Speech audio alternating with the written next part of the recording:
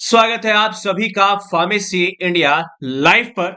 तो जैसा कि आप जानते हैं, RUHS यानी कि राजस्थान यूनिवर्सिटी हेल्थ साइंसेज की ओर से आपका डी फार्मा फार्मेसी पार्ट 2 यानी कि डी फार्मा सेकेंड ईयर की एग्जाम की डेट शीट फाइनल आ चुकी है, जो कि आपके एग्जाम दिसंबर लास्ट में शुरू होने जा रहे हैं। तो उसी के तहत आज के इस वीडियो के अंदर मैं आपको कम्युनिटी फार्मेसी एंड मैनेजमेंट का जो लास्ट टाइम हमारा एग्जाम हुआ था, वो हमारा हुआ था जनवरी 2024 में, जो कि आपका 3 घंटे का एग्जाम 80 नंबर का आया था।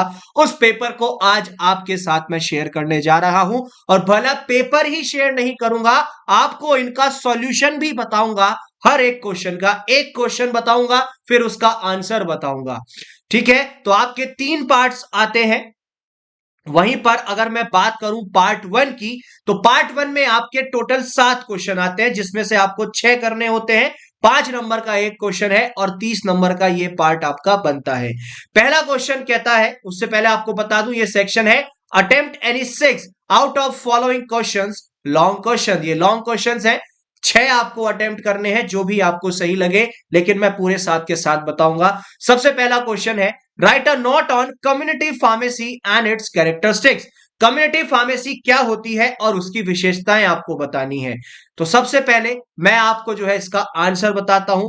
भाई देखो, कम्युनिटी फार्मेसी क्या है? ये कम्युनिटी फार्मेसी हमारी फार्मेसी की एक ऐसी ब्रांच है जो हमारे लोकल एरिया होता है, जैसे आपके आसपास का, जो आपकी नॉर्मल स्ट्रीट्स होती हैं, या सिंपल कहूं हिंदी में तो जो आपकी गलियां हैं, वहां पर जो लोग होते हैं उनसे ये डील करती है। जिम्मेदारी इतनी होती है कि दवाइयों को बनाना, कंपाउंड करना, लोगों को काउंसिल करना, उनको समझाना, दवाइयों को चेक करना, और डिस्पेंसिंग यानी कि दवाइयों का वितरण करना, मरीजों को दवाइयां देना। यह जिम्मेदारी होती है बेसिकली एक कम्युनिटी फार्मेसी की, जो प्रिस्क्रिप्शन को देख करके बनती है। कम्युनिटी फार्मेसी के अंतर्गत क्या आता है कि भाई सही से दवाइयां लेनी कैसे है, उनका भंडारण यानी कि स्टोरेज कैसे करना है, सही दवाइयां देनी कैसे है, डिस्पेंसिंग, और जो डॉक्यूमेंटेशन होता है मेडिसिन का, वो इसके अंतर्गत आता है।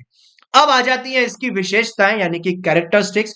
तो एक तो हेल्थ को प्रमोट करेगी, यानी कि जो स्वास्थ्य होता है ये उसको प्रमोट करती है, बीमारियों से बचाएगी, एक्सेसिबिलिटी, दवाइयां ज्यादा से ज्यादा मिले, मेडिकेशन डिस्पेंसिंग, दवाइयों का वितरण कर सके, पेशेंट सेंटर्ड सर्विसेज, और एटसेट्रा। ये हमारा बेसिकली इसके अंतर्गत कैरेक्टरिस्टिक्स आता है। अब आगे बढ़ते हैं नेक्स्ट क्वेश्चन की ओर। नेक्स्ट क्वेश्चन कहता है, right about standard operating procedure, यानी कि SOP क्या होती है, इसके बारे में बताना है।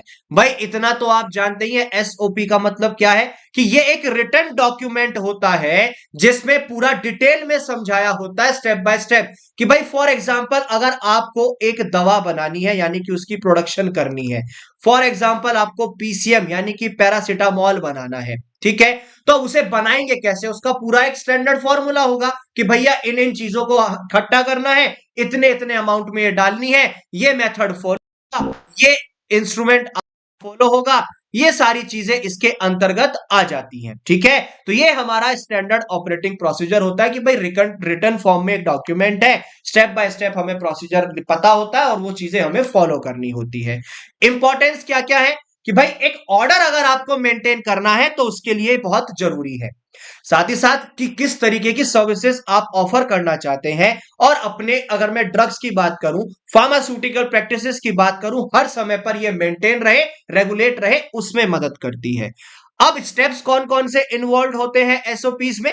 सबसे पहला, एक तो पहले SOP हम बनाएंगे, उसके बाद हम सारी इंफॉर्मेशन, सारी सूचनाओं को इकट्ठा करेंगे, फिर SOP लिखने बैठेंगे, उस SOP को टेस्ट भी करेंगे कि भाई जो हमने बनाया लिखा वो एक्चुअल में है भी या नहीं, और उसके बाद फिर हम जो है साइन ऑफ करेंगे SOP का। SOP को फिर हम रिलीज कर देंगे और अपडेट करते रहेंगे टाइम टू टाइम की जो भी हमारी चीजें हैं वो सब हमारा इसके अंतर्गत आता जाए। अब आगे बढ़ते हैं। नेक्स्ट क्वेश्चन कहता है, व्हाट इज प्रिस्क्रिप्शन? प्रिस्क्रिप्शन क्या होता है और पार्ट्स क्या होते हैं प्रिस्क्रिप्शन के, वो हमें समझाने हैं। प्रिस्क्रिप्शन तो आप जान ही गए सिंपल और साधारण भाषा में कि भाई डॉक्टर की दवाइयों का पर्चा। ठीक है, प्रिस्क्रिप्शन का मतलब सीधा सीधा ये है कि भैया हमें दवाई देनी है, दवाइयों का वितरण करना है जो भी डॉक्टर लिख के देगा। अब प्रिस्क्रिप्शन के अंदर एक आरएक्स टर्म होता है, एक फॉर्मल कम्युनिकेशन है प्रिस्क्रिप्शन, जो एक डॉक्टर के द्वारा एक फार्मासिस्ट के लिए लिखी होती है, एक मरीज को दवाइयां देनी होती है। अगर मैं बात कर लूं पार्ट्स ऑफ प्रिस्क्रिप्शन की, तो टोटल इसके अंतर्गत जो पार्ट्स आते हैं, सबसे पहला क्या है कि डेट लिखेगा डॉक्टर, उसके बाद मरीज का नाम लिखेगा, उसकी उम्र लिखेगा, मेल है या फीमेल है, और उसका एड्रेस। उसके बाद आता है सुपरस्क्रिप्शन, कि जहां पर आपका आरएक्स लिखेगा वो सबसे पहले। फिर आएगा इंस्क्रिप्शन, जहां पर आपकी ड्रग्स के नेम मेंशन होंगे। फिर आएगा सिग्नेचर, कि भैया किन किन क्वांटिटी में कैसे कैसे लेनी है। उसके बाद आएगा आपका जो रिन्यूअल इंस्ट्रक्शंस होते हैं, जो पेशेंट के लिए एक इंस्ट्रक्शन होगा कि भाई आपको किस समय पर कैसे क्यों दवाई लेनी है। और लास्ट है सिग्नेचर, एड्रेस और रजिस्ट्रेशन नंबर उस प्रेस्क्राइबर का। ये हमारा इस क्वेश्चन में आता है। नेक्स्ट क्वेश्चन कहता है कि डिफाइन कम्युनिकेशन, कम्युनिकेशन क्या होती है, and the explain types of communication skills, communication skills के टाइप्स क्या क्या होते हैं ये आपको बताने हैं। सबसे पहला जो कम्युनिकेशन है, ये हमें ये समझने में मदद करता है कि हम क्या चाह रहे हैं और सामने वाला क्या समझाना चाह रहा है, उसमें मदद करता है आपको चीजों को समझने में। नेक्स्ट आता है, ये आपका लिमिटेड तो होगा, लेकिन आप अगर इसमें एक्टिवली पार्टिसिपेट करेंगे कॉन्वर्सेशंस में, तो आपको सारी चीजें एकदम क्रिस्टल क्लियर समझ आएंगी। जो इंफॉर्मेशन आप देना चाहते हैं या जो आप लेना चाहते हैं, वो सारा फीडबैक आपको इसके जरिए मिलता है। टाइप्स ऑफ कम्युनिकेशन स्किल्स की बात करें तो सबसे पहला है वर्बल, जिसमें हम जो है बेसिकली आप फेस टू फेस मिलते हैं या टेलीफोन पे बात करते हैं या स्काइप और जूम के जरिए आप जो है बेसिकली बोल करके किसी से कम्युनिकेट कर रहे हैं। नॉन वर्बल का मतलब होता है जिसमें हम फेशियल एक्सप्रेशंस कर रहे हैं या अपना पोस्चर को हम शो कर रहे हैं, आई कांटेक्ट कर रहे हैं या अपने हाथ पैरों का मूवमेंट कर रहे हैं, किसी को छू रहे हैं, ये होता है नॉन वर्बल। रिटन कम्युनिकेशन, जिसमें हम बेसिकली लिखकर सामने वाले को सूचना देते हैं, चाहे हम फेसबुक पे पोस्ट करें, व्हाट्सएप करें, या हम किसी को मेमो भेजें, कोई रिपोर्ट लिखें या कोई ईमेल लिखें, कोई ट्वीट करें, एटसेट्रा। और नेक्स्ट आता है लिसनिंग, की मतलब कि यहां पर जो है बेसिकली हम सामने वाले को आराम से सुनते हैं, बाकी और चीजों की जो ऊपर टाइप्स बताए उन पर हम फोकस नहीं करते। नेक्स्ट क्वेश्चन आता है, right about stages of patient counselling, patient counselling के क्या क्या स्टेजेस होते हैं उनके बारे में हमें बताना है। चलो तो ठीक है, बताते हैं भैया, इसके बारे में भी परेशान मत हो। स्टेजेस ऑफ पेशेंट काउंसलिंग में नॉर्मल जो हमारे स्टेजेस आते हैं, सबसे पहला यही है कि भैया जो पेशेंट है उसको पार्टिसिपेट कराना है और उसको एक अच्छी इंफॉर्मेशन देनी है, सारी चीजें उसे अच्छे से समझानी है। पेशेंट को समझाना है कि भाई सेफ्टी, सुरक्षा कैसे है आपकी खुद की, और जो मेडिसिन उसके ऊपर इस्तेमाल हो रही है उनके फायदे क्या क्या हैं, उनके नुकसान क्या क्या हैं, ये सब चीजें बतानी होती हैं। नेक्स्ट, पेशेंट की काउंसलिंग के अंतर्गत आपकी थेराप्यूटिक नॉलेज और गुड कम्युनिकेशन स्किल्स दोनों चीजें होनी चाहिए, तभी एक पेशेंट की काउंसलिंग अच्छी हो पाएगी। और लास्ट में कि भैया सेफ्टी और इफेक्टिवनेस कैसे बढ़ाई जाए, वो सारी चीजें, और आप सामने वाले से क्वेश्चंस भी करें बाद में, जब आप उसे समझा दें कि भाई मैंने क्या क्या समझाया, डूज एंड डोंट्स आपके क्या क्या होने वाले हैं। नेक्स्ट क्वेश्चन आता है, discuss the factors influencing non adherence. अब देखो, मेडिकेशन अधरेंस मतलब पालन करना, नॉन पालन मतलब कि नॉन अधरेंस का मतलब कि जो पालन नहीं हो रहे, अगर पालन नहीं करोगे तो उसके क्या क्या फैक्टर्स होंगे, क्या क्या प्रभाव पड़ सकते हैं। सबसे पहला आता है ड्रग रिलेटेड फैक्टर्स, दुष्प्रभाव होंगे यानी कि साइड इफेक्ट्स, मेडिसिन की कॉस्ट बढ़ सकती है, ठीक है, लेबल और इंस्ट्रक्शंस के ऊपर डिपेंड करता है, पैकिंग कैसी हुई है, एक्सेप्टेंस क्राइटेरिया क्या है, मेडिसिन को आप एडमिनिस्टर कैसे कर रहे हो, मुंह से ले रहे हो, मुंह से लेने की ड्रग है, लगा रहे हो इंजेक्शन, इंजेक्शन से लगाने की जरूरत है और आप उसको स्किन के ऊपर लगा रहे हो, तो ये चीज गलत है। और इनकम्प्लीट प्रिस्क्रिप्शन की प्रिस्क्रिप्शन ही ठीक नहीं है। फिर आती है फैसिलिटी रिलेटेड फैक्टर्स, मतलब अगर आप दवाइयों को खरीदने के लिए लंबा एक सफर कर रहे हैं या अनअवेलेबिलिटी है, दवाइयां मौजूद नहीं है एक प्लेस पर, तो फार्मेसी में रिवाइज कराना पड़ेगा। कोई ऐसा प्रावधान नहीं है कि जहां पर जो है रेफ्रिजरेटर नहीं है या इंसुलिन के इंजेक्शंस को स्टोर करने की जरूरत नहीं है, ऐसा नहीं होता, प्रॉपर चीजें मेंटेन करनी होंगी। फिर है फार्मेसी रिलेटेड फैक्टर्स, या तो सामने वाले की फार्मेसी प्रैक्टिस नहीं है, सेल्फ मेडिकेशन कर रहा है खुद, या इंडिविजुअल ड्रग थेरेपी फॉलो कर रहा है। और नेक्स्ट आता है पेशेंट रिलेटेड फैक्टर्स। एक तो इंसान का बिहेवियर कैसा है वो निर्भर करता है, इंटरनेशनल डिसकंटिन्यूएशन हो रहा है थेरेपी का वो निर्भर करता है, ठीक है। फिजिकल एडमिनिस्ट्रेशन जो है ड्रग्स का, कि आप खुद से कैसे दवाइयों का सेवन कर रहे हैं वो डिपेंड करता है। और टॉलरेबिलिटी किस चीज की, साइड इफेक्ट्स की और एडवर्स रिएक्शंस की, वो भी काफी जो है निर्भर करती है। और सोशल हैबिट्स क्या क्या है आप सभी की, वो इसके अंतर्गत आती हैं। और इस सेक्शन का लास्ट क्वेश्चन करने तो आपको 6 है, लेकिन आप कौन से 6 करें वो भी निर्भर करता है, तो 7वां भी बता देता हूं। Briefly discuss about importance of various health screening services. आपको विशेषताएं बतानी है जो हेल्थ स्क्रीनिंग सर्विसेज होती हैं। भाई जितनी भी हमारी हेल्थ स्क्रीनिंग सर्विसेज है, सबसे पहला आता है इसके अंदर मास स्क्रीनिंग। मतलब कि जो पूरी पॉपुलेशन है या जो हमारी एक पर्टिकुलर सब कैटेगरी है ग्रुप का, उसके लिए हम इस स्क्रीनिंग को यूज करते हैं, जिससे कि जो एक खतरा हो सकता है उसका हमें पता चल जाए, जैसे ट्यूबरकुलोसिस है। फिर है हाई रिस्क और सेलेक्टिव स्क्रीनिंग।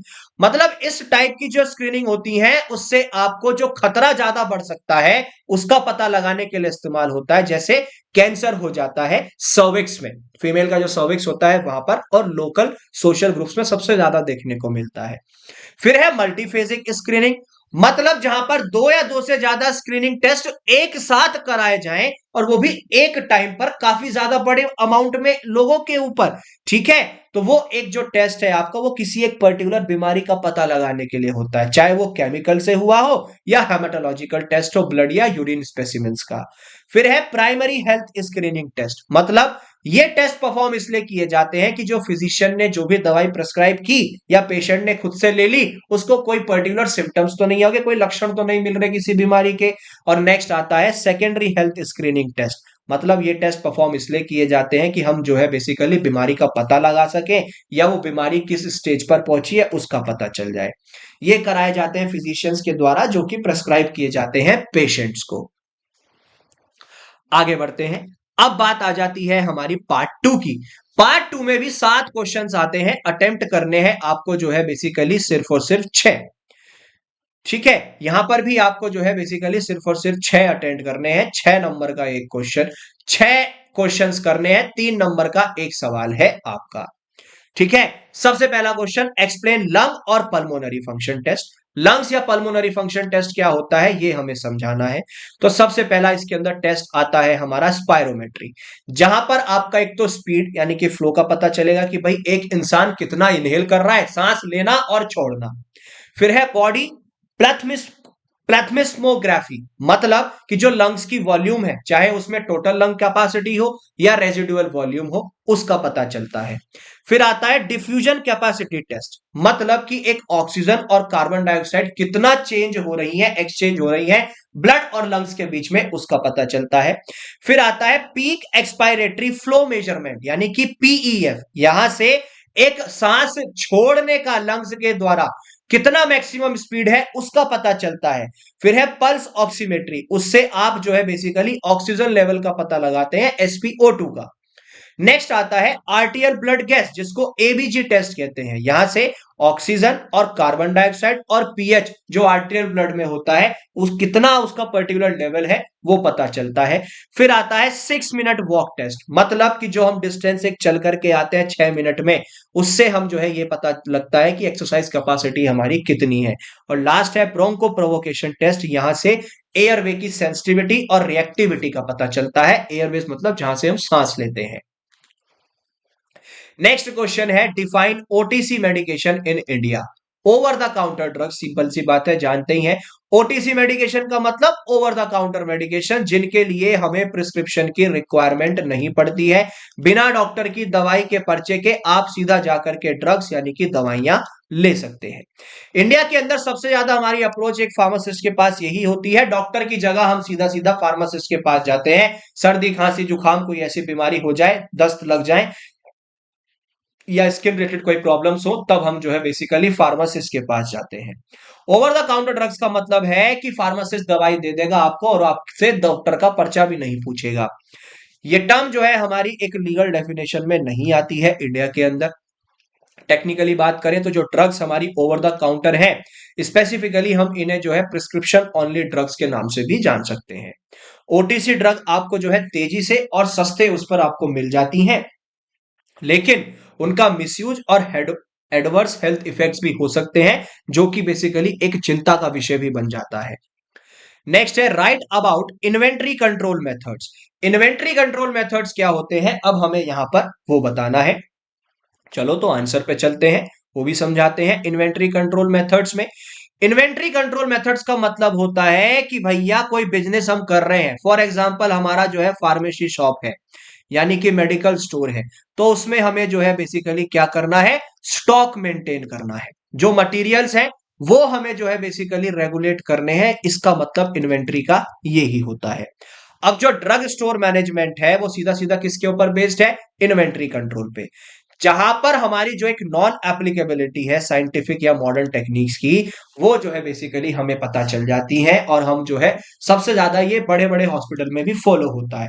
ऑब्जेक्टिव क्या है कि ड्रग की सप्लाई टाइम पे हो, इन्वेस्टमेंट जो हमारी ऐसी इन्वेंट्रीज में होती है, ठीक है, वो कम हो सके, और एक इफेक्टिव यूज हो हमारी कैपिटल इन्वेस्टमेंट का, जो पैसा हमने लगाया वो सही इस्तेमाल हो जाए। साथ ही साथ जो एफर्ट्स हम बनाए कम से कम प्राइस में, बिना बार्गेनिंग करे क्वालिटी के साथ में, क्वालिटी से कोई कॉम्प्रोमाइज ना हो, क्वालिटी मतलब कि जो गुणवत्ता होती है हमारी, है ना, उससे कोई छेड़ाखानी ना हो, और कम पैसे में अच्छी क्वालिटी की ड्रग आ जाए।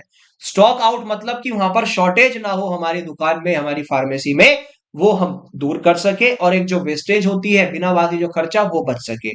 टेक्निक्स की अगर मैं बात करूं, यानी कि टाइप्स की बात करूं, कौन कौन से मेथड्स हैं हमारे इन्वेंट्री कंट्रोल में, एबीसी एनालिसिस है, वेद एनालिसिस है, ईओक्यू एनालिसिस है, लीड टाइम एनालिसिस है, और बफर स्टॉक एनालिसिस है। ठीक है, ये हमारे इन्वेंट्री कंट्रोल मेथड्स हैं। नेक्स्ट आता है discuss SOPs of pharmacy management. Pharmacy management के स्टैंडर्ड ऑपरेटिंग प्रोसीजर्स को हमें डिस्कस करना है। ठीक है, चलो ये भी बताते हैं, कोई बात नहीं, टेंशन ना लो। एसओपी तो आप जान ही गए कि भैया हमारा ये क्या होता है, एक स्टैंडर्ड ऑपरेटिंग प्रोसीजर कहलाता है। ठीक है, क्या कहलाता है, स्टैंडर्ड ऑपरेटिंग प्रोसीजर कहलाता है। ठीक है, स्टैंडर्ड ऑपरेटिंग प्रोसीजर कहलाता है, जहां पर बेसिकली क्या होता है कि भैया जो भी हम लिखते हैं वो यहां पर लिखा जाता है, स्पेसिफाई किया जाता है किसके द्वारा और किसके थ्रू। सामान्य तौर पर एसओपी का मतलब यह है कि कोई भी टास्क हमें करना है, कोई भी प्रोसीजर अगर हमें फॉलो करना है, ठीक है, वो हम जो है बेसिकली एक स्टैंडर्ड को फॉलो करते हैं कि कैसे क्या चीज बनानी है। अब जो स्टेप्स हमारे इन्वॉल्व हैं एक एसओपी को बनाने के लिए, कि प्रिपरेशन होगी सबसे पहले एसओपी की, इंफॉर्मेशन इकट्ठा करेंगे, एसओपी फिर लिखेंगे, उसकी टेस्टिंग करेंगे, फिर साइन ऑफ करेंगे, उसे फिर रिलीज भी करेंगे, और टाइम टू टाइम हम जो है बेसिकली उसको अपडेट भी करेंगे। ठीक है, क्या करेंगे, टाइम टू टाइम उसको अपडेट भी किया जाएगा अगर कोई नया मेथड पता चलता है। नेक्स्ट क्वेश्चन कहता है explain responding to symptoms in oral health. Oral health में क्या क्या लक्षण होते हैं वो हमें यहां पर बताने हैं। तो इसमें देखो बेसिकली इस पे ध्यान रखना, बहुत इंपॉर्टेंट क्वेश्चन है। अगर सामान्य तौर पर जो लक्षणों की बात करूं ओरल हेल्थ और उनके रेस्पॉन्सेज की, जैसा टूथेक है, कारण क्या है कि भाई दांत में कीड़े लग गए, ठीक है, कोई इंफेक्शन हो गया, या फ्रैक्चर में कोई फ्रैक्चर हो गया, तो वो डिपेंड करता है। फिर आता है रेस्पॉन्स, यहां पर आप ओटीसी ड्रग्स यूज कर सकते हैं, जैसे पैरासीटामोल होता है या आपका आइबुप्रोफेन होता है। गरम नमक पानी से जो है, निवाए गरम पानी में नमक डाल के उससे भी आप धो सकते हैं। फिर आता है स्वॉलन और ब्लीडिंग गम्स, मसूड़ों का सूज जाना या उनसे खून आना, कारण कि भैया या तो जो है गम डिजीज हो गई है, ठीक है, या फिर एक एडवांस गम डिजीज हो गई, या फिर आपने बहुत ज्यादा दांतों को रगस कर लिया, यानी कि ब्रशिंग कर ली। अब उसमें क्या क्या कर सकते हो, रेस्पॉन्स क्या है, सॉफ्ट ब्रिसल टूथब्रश यूज करो, ठीक है, डेली जो है दांतों के बीच में से प्लाक को निकाल लो, कोई अगर पारिया लगा हुआ है, ठीक है। नेक्स्ट, बेड ब्रेथ जिसको आप हेलिटोसिस कहते हैं, कारण क्या है, मुंह का रख रखाव ठीक नहीं है, ठीक है, या तो बैक्टीरिया लग गया है जीभ में, या फिर आपका जो है माउथ जो है, मुंह आपका सूखा रहता है, सिस्टमिक कंडीशन है जैसे डायबिटीज। रेस्पॉन्स क्या होगा, दांतों को ब्रश करो डेली और जीभ को साफ करो। माउथ वॉश या शुगर फ्री गम आते हैं सलाइवा की प्रोडक्शन के लिए, उनका इस्तेमाल कर सकते हो।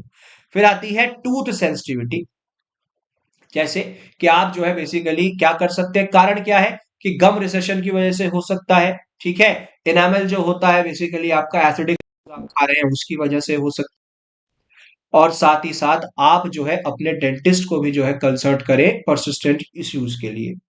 रेस्पॉन्स यही है कि डिसेंसिटाइजिंग टूथपेस्ट का इस्तेमाल करो, टेम्परेचर जिनका तापमान ज्यादा है टेम्परेचर का या ज्यादा कम है उसको अवॉइड करो। फिर है हमारा माउथ सोर्स और लेसेंस। ठीक है, क्या है? माउथ सोर्स और लेसेंस, मतलब कि या तो जो है आपका जो है मुंह में छाले हो गए हैं, ठीक है, या हर्पीक सिम्प्लेक्स वायरस हो गया, उसकी वजह से होता है। रेस्पॉन्स क्या होगा? या तो जेल या क्रीम का इस्तेमाल करो जिससे कि दर्द में आराम मिले। स्पाइसी फूड या एसिडिक फूड का खाना बंद करो, और साथ ही साथ मेडिकल अटेंशन तुरंत लो अगर 2 हफ्ते से ज्यादा हो गए हैं और कंडीशन बिगड़ती जा रही है। आगे बढ़ते हैं।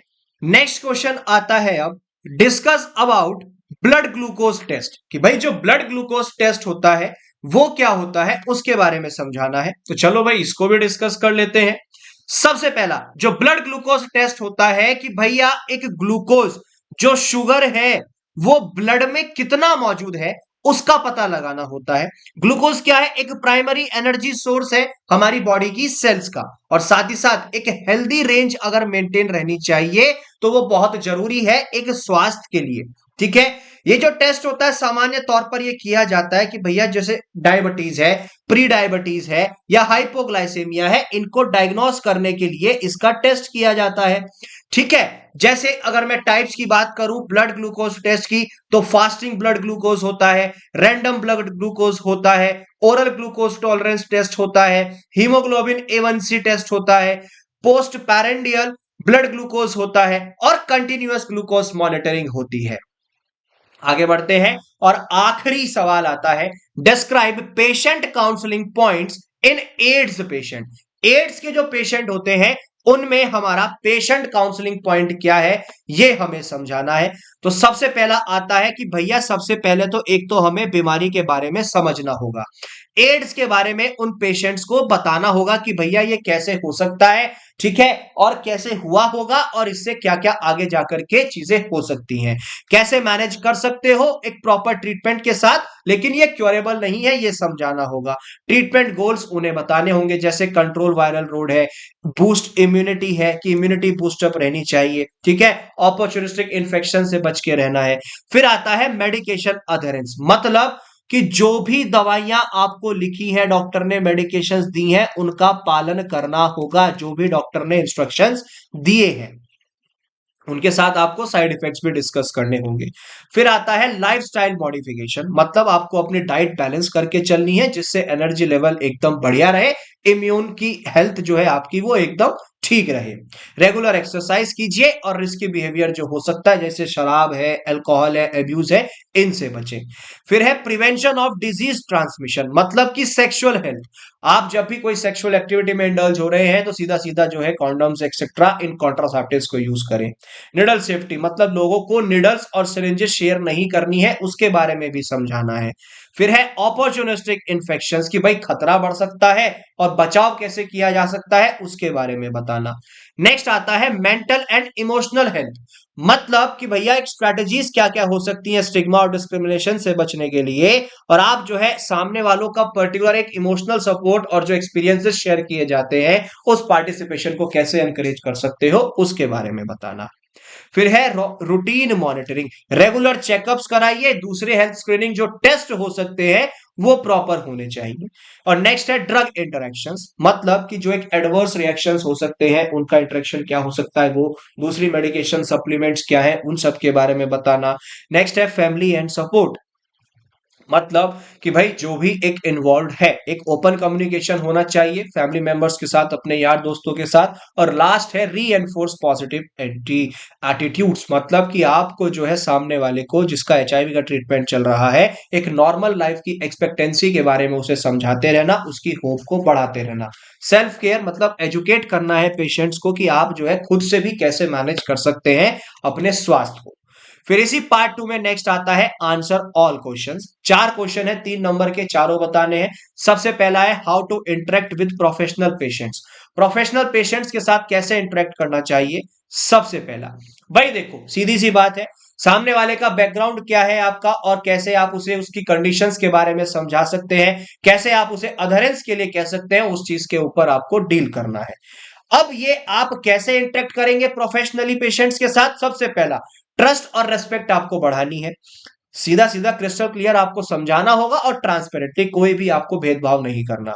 आपकी अप्रोच क्या है वो उसे समझाओ। बाउंड्रीज सेट करनी होंगी आपको कि भाई सामने वाला इतना भी ना खुल जाए कि आपका ही मजाक ले रहा है। ठीक है, पोटेंशियल मिसकंसेप्शंस क्या हो सकते हैं वो उसे समझाओ। इंडिविजुअलाइज्ड केयर क्या है वो आपको बतानी होगी। ठीक है, डिसीजन मेकिंग में उनका इन्वॉल्वमेंट क्या रहेगा उसके बारे में समझाओ। पेशेंट और एम्पैथेटिक के बारे में उन्हें बताओ। अप टू डेट उनको जो है सारी इंफॉर्मेशन देते रहो और उससे जो है फॉलो अप लेते रहो। पहला पार्ट तो ये कहता है। फिर है short note on good dispensing practices. भैया जो गुड डिस्पेंसिंग प्रैक्टिसेस हैं यानी कि जीडीपी, वो क्या होती हैं? भाई अगर गुड डिस्पेंसिंग प्रैक्टिसेस की बात करें, ये सुनिश्चित करता है कि भैया सही मरीज को, ठीक है, सही मरीज को दवाइयां सही पहुंची है या नहीं, डोज करेक्ट मिली है या नहीं, डोजेस फॉर्म करेक्ट है या नहीं, ठीक है, क्वांटिटी प्रॉपर है या नहीं, फ्रीक्वेंसी ठीक है या नहीं। अब डिस्पेंसिंग एनवायरमेंट में क्या क्या आ जाएगा? क्वालिफाइड और ट्रेन स्टाफ ने दवाइयां दी हैं या नहीं दी हैं, अप्रोप्रिएट फिजिकल सराउंडिंग्स थी या नहीं थी, शेलिंग और स्टोरेज एरियाज प्रॉपर थे या नहीं थे, वर्क सरफेस प्रॉपर था या नहीं था, वो वहां पर होता है, सुटेबल इक्विपमेंट्स प्रॉपर है या नहीं, और जो पैकेजिंग मटेरियल्स की जो नीड होती है यानी कि जो एक बेसिक नीड होती है वो हमारी इसके तहत आती है। नेक्स्ट आता है right about prescription handling. Prescription handling क्या होती है उसके बारे में हमें समझाना है। सबसे पहला है कि जो प्रिस्क्रिप्शन हैंडलिंग है इसमें प्रोसीजर अडॉप्ट किया जाता है फार्मासिस्ट के द्वारा। कैसे कि कंपाउंडिंग और डिस्पेंसिंग कैसे करोगे, दवाइयों को बनाओगे कैसे और वितरण कैसे करोगे। सबसे पहले प्रिस्क्रिप्शन आएगा, उसे आप पढ़ोगे, फिर उसे चेक करोगे, फिर आप जो है जो भी मटेरियल आपको चाहिए वो इकट्ठा करोगे और उसे फिर वजन करोगे कि भाई कितनी कितनी अमाउंट में देना है, और लास्ट उस दवाइयों को बना दोगे, पैकेज कर दोगे और लेबलिंग कर दोगे कि भाई कब कैसे किसको क्यों लेनी है। आ जाओ अब इसके लास्ट पार्ट पे, give 3 characteristics of community pharmacy. Community pharmacy की विशेषताएं सिर्फ आपको 3 बतानी है, मैं आपको काफी सारी बता देता हूं। हेल्थ को प्रमोट करना, बीमारियों से बचना, दवाइयों की एक्सेसिबिलिटी को बढ़ाना, मेडिकेशंस का दवाइयों का वितरण, पेशेंट सेंटर्ड सर्विसेज एटसेट्रा, काफी सारी चीजें इसके अंतर्गत आ जाती हैं। ये हमारा जो है बेसिकली आंसर्स होते हैं यहां पर खत्म। अब पार्ट 3 कहता है आंसर इन 1 सेंटेंस। 7 क्वेश्चन है आपके एक एक नंबर के कि जीपीपी क्या होता है, पीआईएल्स क्या होता है, एंसिलरी लेवल क्या होता है, ओडी का क्या मतलब है, सुपरस्क्रिप्शन का क्या मतलब है, आरएक्स क्या सिंबलाइज करेगा, रिटर्न कम्युनिकेशन क्या होता है। आपको मैं जो है एक एक करके सारी चीजें बता देता हूं। जीपीपी मतलब गुड फार्मेसी प्रैक्टिस, जहां पर ड्रग कितनी सेफ है और कितनी उसकी क्वालिटी अच्छी है ये पता होती है। फिर है पीआईएलएस, मतलब कि जो पेशेंट इंफॉर्मेशन लीफलेट्स है, ये एक रिटर्न डॉक्यूमेंट्स होते हैं जो आपको असेंशियल मेडिकेशंस की प्रॉपर इंफॉर्मेशन देती हैं। फिर आता है एंसिलरी लेबल्स, मतलब कि एडिशनल लेबल्स होते हैं यहां पर दवाइयों की पैकेजिंग के, जहां पर उनकी यूज, स्टोरेज और सेफ्टी इंस्ट्रक्शंस उनके ऊपर आते हैं। ओडी मींस मतलब कि वंस डेली, कि दिन में सिर्फ और सिर्फ एक बार लेनी। सुपरस्क्रिप्शन का मतलब कि यहां पर सिंबल होता है आरएक्स, जिसमें जो है प्रिस्क्रिप्शन का ऑर्डर सिग्निफाई किया जा रहा है। फिर आपसे पूछा गया है नेक्स्ट क्वेश्चन में कि आरएक्स क्या सिंबलाइज कर रहा है। ये जो है बेसिकली सिंबलाइज ये करना है कि रेसिपी आई और आपने दवाई ली, यानी कि रेसिपी और टेक, और सीधा सीधा एक जो डॉक्टर है वो ऊपर वाले से यानी कि भगवान से प्रार्थना कर रहा है कि मेरे ट्रीटमेंट से पेशेंट जल्दी ठीक हो जाए। रिटर्न कम्युनिकेशन का मतलब कि एक फॉर्मल मोड है अपनी इंफॉर्मेशन को कन्वे करने का। आप चाहे जो है बेसिकली पेशेंट के लिए गाइडलाइंस बना लो, ईमेल कर लो, व्हाट्सएप कर लो, ठीक है, ये हमारा रिटर्न में आ जाता है। नेक्स्ट आता है फिलिंग द ब्लैंक्स और आंसर। ठीक है, ये आपके सामने क्वेश्चंस है, 7 क्वेश्चन है एक एक नंबर के। ये आपको मैं जो है दिखाता हूं क्या क्या है। सबसे पहला है कि भाई oral communication is the interchange of dash between sender and the receiver. कि ओरल कम्युनिकेशन का मतलब क्या है, किन किन चीजों का आप इंटरचेंज कर रहे हैं भाई, आइडियाज, थॉट प्रोसेस क्या है, इंफॉर्मेशन और मैसेजेस। फिर है dash consist of emails, chat rooms and web communities etcetera. अब ये बेसिकली कौन सी जो है बेसिकली एक कम्युनिकेशन है जो इनको कंक्लूड करती है। या तो आप इसे इलेक्ट्रॉनिक कम्युनिकेशन कह लो या आप इसे जो है रिटर्न कम्युनिकेशन भी कह सकते हैं। ठीक है, next minimum qualification of registered pharmacist. Registered pharmacist की मिनिमम क्वालिफिकेशन या तो वो डी फार्म हो या फिर वो बी फार्म हो। नेक्स्ट आता है gargling with salt water might help to. अब अगर आप गर्म पानी में नमक डाल करके गार्गल्स कर रहे हैं वो क्या मदद करेगा, आपका जो सोर थ्रोट है उसको आराम दिलाएगा, इन्फ्लामेशन सूजन को कम करेगा। नेक्स्ट आता है over the counter drugs are also known as. Over the counter drugs को और क्या कहोगे? नॉन प्रिस्क्रिप्टेड ड्रग्स, बिल्कुल ठीक है। Maximum volume for air excelled from breathing. अब जो मैक्सिमम वॉल्यूम है एयर का जब आप सांस छोड़ते हैं, ठीक है, एक्सहेलिंग के टाइम पे, तो वो क्या है? फोर्स्ड वाइटल कैपेसिटी है, यानी कि एफवीसी। और टैकीकार्डिया का मतलब जहां पर हृदय की गति आपकी काफी तेज हो जाती है, बढ़ जाती है, और 100 बीट्स यानी कि 1 मिनट में 100 धड़कनें धड़कती हैं, ये इसका सेंस बनता है। और आ जाते हैं आखिरी पड़ाव पर, जो है आंसर इन वन वर्ड। 6 है, 6 क्वेश्चन है एक एक नंबर के, ठीक है। ये भी मैंने सामने आपको सॉल्यूशन में लिखे हुए हैं, पहले ये बताता हूं फिर आंसर बताता हूं। Bacteria viruses parasites are commonly causes of infection, संक्रमण होता है। In which of the following condition pigment loss occurs in patches of skin, वो विटिलोगो में होता है। नेक्स्ट है retail drug store establishment needs a minimum of feet area.